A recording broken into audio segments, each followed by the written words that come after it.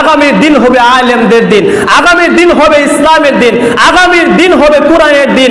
যেই দিন কোরআনের দিন হবে সেই দিন তোমার মতো নাস্তিকগুলা পালানোর জন্য কোন অন্দরে গাতাও বলতেছে মুইতা দিলে, বলতেছে তারা মুইতা দিলে বাংলাদেশের মানুষগুলা প্রস্রাবের সাথে বাইসা যাবে। একদল কইতাছে যদি প্রস্রাব করে বাংলাদেশের সমস্ত মানুষগুলা তাদের প্রস্রাবের স্রোতে বাইসা যাবে। আমি তোকে 17 বছর কি আর প্রস্রাবে ধরছি না? 17 বছর লাগাত কি আর প্রস্রাব করছে না? 17 বছর প্রস্রাব করছে না? হঠাৎ করে 17 বছর পর এর প্রস্রাবের কথা মনে হয়েছে। কয় বেশি কিছু কইও না, যদি কও প্রস্রাব করলে বাসা যায় লাগা। আর ইসলামটা হলো বীজ বপনের মতন, একটা বীজের মতন, একটা বীজের মতন, দানার মতন।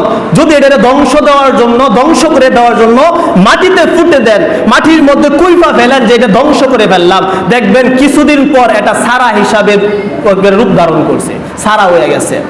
সারা থেকে তারপর বৃক্ষ হবে।